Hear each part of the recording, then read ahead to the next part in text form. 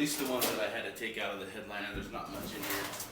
I basically took out each item and then labeled it, just with some masking tape, and label what it is, so that as you're putting things back together, you know where to go. There's only 3 wires here. You got speakers, you got an overhead dome light, and you also have the seatbelt buzzer. This is all down here. You've also got this wire here that goes to your shifting light for your 4-wheel drive. But we're going to go ahead and pull the steering column down first, get that out of our way, so that we can start removing the dash assembly. We're just going to kind of go from this angle. Occasionally you might see me on the other side, working on the other side of the dash, but hopefully it's a good one. Alright, now we're going to go ahead and remove the radio. First thing you need to do, there are actually 4 clips on the radio. You want to go ahead and push the top part of that trim bezel. Now if you have the stock radio in there, you can go ahead, the trim panel is exactly the same. This has actually got aftermarket radio, so what you're going to do is just push down the top part of your trim panel, as I'm doing right there, and on the bottom there's a couple more metal clips. So push the top down first, then pull the metal clips from the bottom out, and the whole assembly should come out. Once we get the radio out, you want to go ahead and release the antenna wire, RCA jacks if you have those, and then also just disconnect the wire harness and move that out of your way. Alright, our next step, we're going to go ahead and remove the rear view mirror. Use a Torx T15 to do that. Just loosen it and slide it up.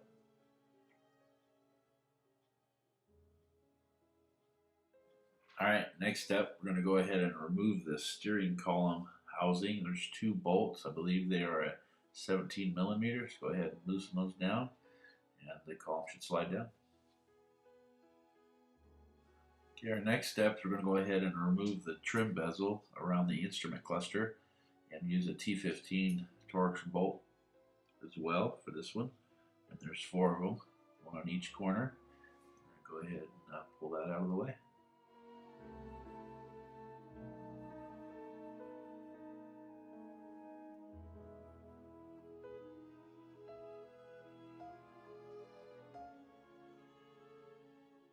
Okay, our next step, we're going to go ahead and remove the light switch housing. After you get the instrument cluster out of the way, you go ahead and just release the pins. Some of these can be a little bit stubborn, so you might have to use a little screwdriver or pry bar to kind of get underneath it, and then just pull those away and get that out of your way. And also make sure you label your wiring with just some masking tape and a magic marker. Helps when you put it back together. Okay, next we need to go ahead and remove the steering wheel. We'll need that to get the dash down. I believe on this clip we've actually edited the pulling process, which is in one of our other videos. Just go ahead and remove the steering wheel. Okay, next step, we're going to remove the AC switch. This particular truck has 6 bolts that hold it in. Most trucks have 8 to 10 bolts that hold that in. There's a box above the AC switch that you have to go ahead and remove as well. That is actually where the factory radio would go if this did not have an aftermarket radio, but this one, it has particularly 6 bolts, so go ahead and remove those, get those out of your way. Okay, next step, we're going to go ahead and remove this trim panel. I believe there are 6 bolts, 8 millimeter, that hold this in as well. Go ahead and back those out and slide this out of your way.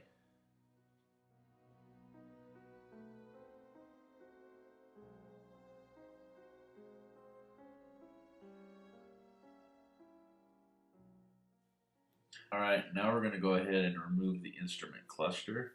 There are 4 bolts that hold this in, 8 millimeter as well. Go ahead and zip those off, and then slide it around the side of the steering column, and then unhook the shifter wire indicator. And as you start pulling this down, you'll see where it's at, but be careful not to break it. And it'll just connect to the bottom side of the shifter on the steering column, and just unpull it as I'm doing right now, and it's free to go. Alright, now we're going to go ahead and remove the 2 bolts that hold on that AC tube. Remove that out of your way. You go ahead, and there are 6 more bolts. Go ahead and remove those, and that will remove your second trim panel. And you can go ahead and remove the dash without removing this trim piece, but I just find it makes it easier to get it out of your way, and it's only a few more bolts to do it, so just make it easier on yourself and just get that out of your way.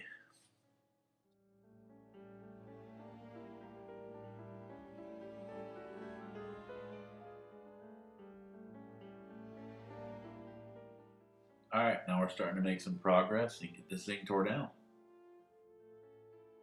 Alright, this next step, very important. Go ahead and start labeling your wires. I just used masking tape and magic marker. And as you start taking this apart, label your wires so you know when you put the dash back together where to put the wires through on your dash. Very important part. Don't miss this part, because as you tear it apart or you're refinishing your dash, when it comes time to put it back together, you'll be surprised what you forget. So just make sure you label all your wires, your AC switch, your radio wires, and obviously your light switch and everything that you have.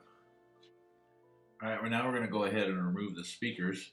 I'll go ahead and start with the left side, since you're already on that side. Just 8mm bolts, and just unplug those and slide those down. And then you have 2 bolts, one are behind each one of your speakers, that hold your dash in place. So you have to remove the speakers to access.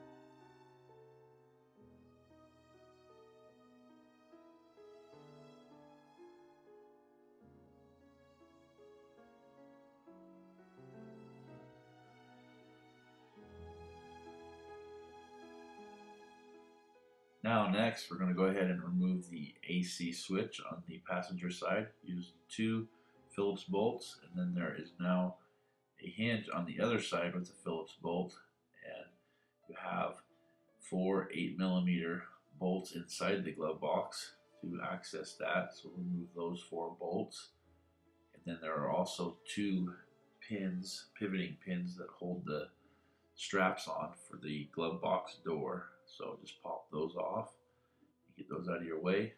This one here was just a little bit more stubborn, so then pop that off and that door should slide right out, and then you can get your access door tray out as well. Removing the right AC vent, just use a trim tool. There is a clip on the top and the bottom.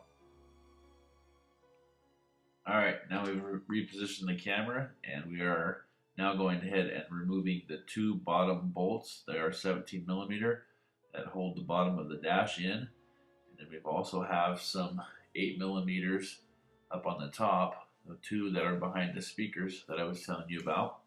And then you have the 3 that are in the defroster vent.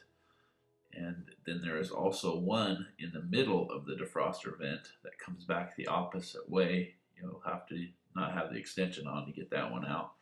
So just go ahead and remove those bolts, and then you have 4 8mm on the bottom that connect the support beam.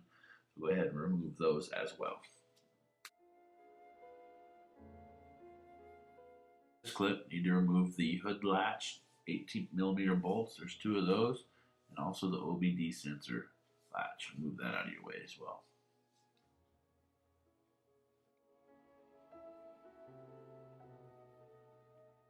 This next step, I'm going to go ahead and remove this push pin back behind the AC vent. It's kind of hard to get to, but has to come out to remove the dash. If not, it'll be very tough to get it out. Locate the wires behind the support beam. Final step, go ahead and remove your dash.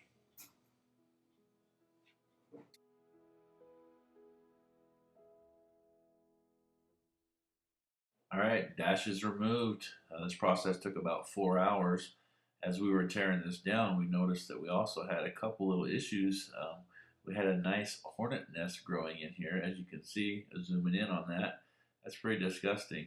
Live hornets were in there in that dash, and that wasn't why we took it out.